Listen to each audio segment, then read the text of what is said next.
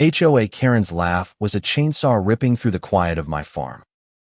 She stood there, all 300 pounds of her, smirking like she'd just won the lottery, not crashed her SUV into my century-old barn. This wasn't just any barn, it was my great-grandpa's, built with his own hands, where I'd spent my childhood hiding in haylofts and dreaming of open fields. Now, it was a splintered mess. Thanks to HOA, the self-proclaimed president of the HOA, who thought stop signs were suggestions and my property was her personal playground. It all started that crisp October morning in Willow Creek, a sleepy town where the biggest drama was usually Mrs. Hensley's runaway goats. I was fixing a fence when I heard the roar of an engine, followed by a sickening crunch. I sprinted toward the barn, my heart pounding, only to find Hoa's gleaming black Escalade wedged into the side of my legacy.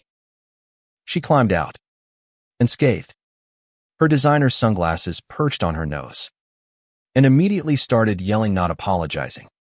Mind you, yelling. You shouldn't have built this eyesore so close to the road, she bellowed, jabbing a manicured finger at me. It's a hazard. I'm doing you a favor by exposing its structural flaws. I stood there, dumbfounded, my pitchfork still in hand from the morning's chores. A hazard. My barn was 50 feet from the road, tucked behind a row of oaks. She'd veered off the pavement, through my ditch, and straight into my history because she was too busy scrolling her phone to notice the curve. Lady, I said, my voice shaking with rage, you just destroyed my family's barn. You're going to pay for this. Her laugh was louder this time, sharp and cruel. Pay. Sweetie, I'm HOA Karen, president of Willow Creek's Homeowners Association. I make the rules around here. You'll be lucky if I don't fine you for this ugly shack obstructing my view. That's when Tom, my neighbor, showed up, phone in hand, already recording. His wife had called him from their porch, where she'd seen the whole thing. Karen, you're on private property, he said, his voice steady but laced with disgust. You can't just ram into someone's barn and act like you own the place. Hoa's eyes narrowed. She waddled toward Tom, her floral muumuu flapping like a warning flag. Mind your business, Tom, or I'll have your tacky lawn gnomes confiscated for violating Code 47B. I could feel my blood boiling. This wasn't just about the barn Anna Marie, it was about her. HOA Karen, the tyrant of Willow Creek, who'd spent years bullying neighbors with her petty fines and power trips. She'd once tried to fine me for excessive rooster noise at 6 a.m. on a farm. A farm. Last month, she'd threatened to sue Mrs. Hensley for her goats grazing too close to the community mailbox. And now, she'd crashed into my life literally and had the gall to blame me. I took a deep breath, gripping my pitchfork tighter. Get off my land, Karen, and take your car with you. She scoffed, tossing her hair. Good luck with that. My insurance will handle this, and they'll bill you for my repairs. This is your fault, farmer boy. That's when I snapped, not in a yelling, fist-throwing way, but in the cold, calculated way that comes when you've had enough. I wasn't just going to let her walk away. Not this time.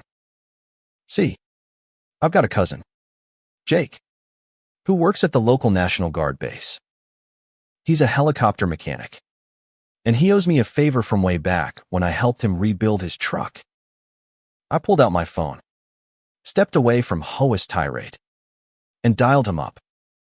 Jake, I said, keeping my voice low, you still got access to that Chinook? He laughed, thinking I was joking. Yeah. Why? You planning to airlift a cow?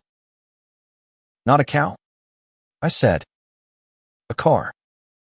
A big, ugly SUV stuck in my barn. There was a pause.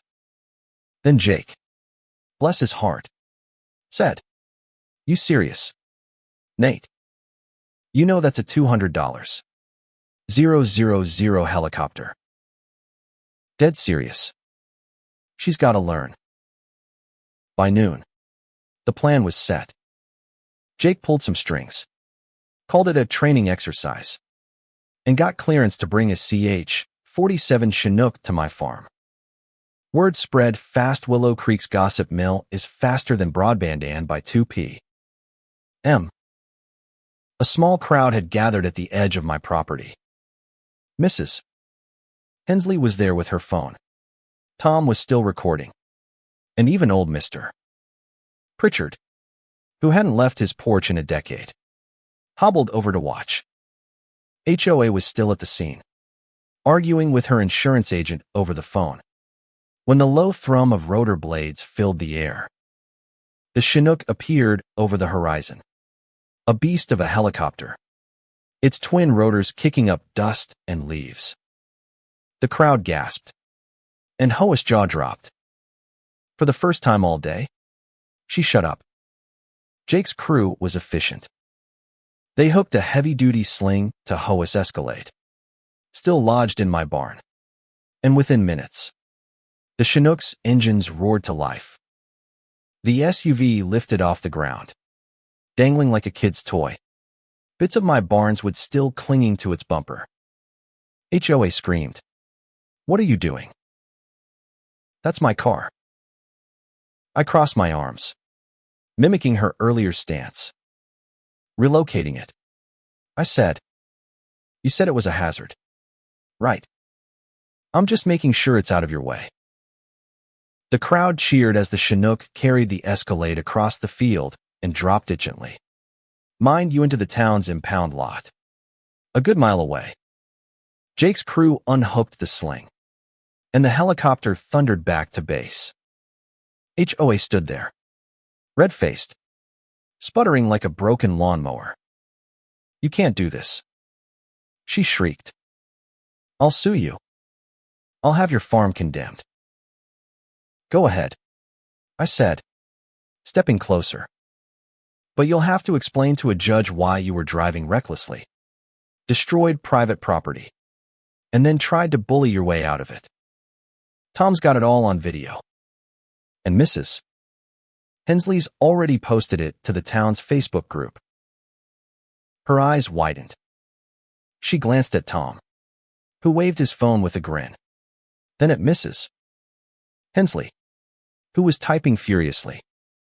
The crowd was buzzing now, whispering about every time HOA had fined them for nonsense: crooked mailboxes, unapproved flower beds, even kids' chalk drawings on driveways. Hoa's reign of terror was crumbling, and she knew it. She stomped off, muttering threats. But without her car, she had to call an Uber. The driver, a local kid who'd been fined by HOA for parking his bike improperly, took his sweet time picking her up. The next week was a whirlwind. The video went viral in Willow Creek, racking up thousands of views.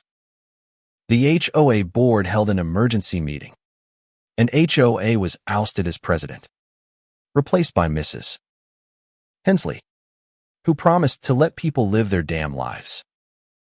My barn was a loss, but the insurance company, after seeing Tom's video, ruled HOA 100% liable. They cut me a check to rebuild, and I used some of it to throw a barbecue for the whole town. Even Mr. Pritchard showed up, eating ribs and laughing about how Hoa's car looked like a piñata swinging from that Chinook. But the real victory wasn't the money or the barbecue. It was the quiet that followed. No more fines for unapproved birdhouses. No more threats about my roosters. No more HOA Karen strutting around like she owned us all. She still lives in Willow Creek, but she keeps her head down now, her Escalade parked in her driveway like a humble beast. Sometimes, justice doesn't come from a courtroom. Sometimes, It comes from a farmer, a pitchfork, and a military helicopter.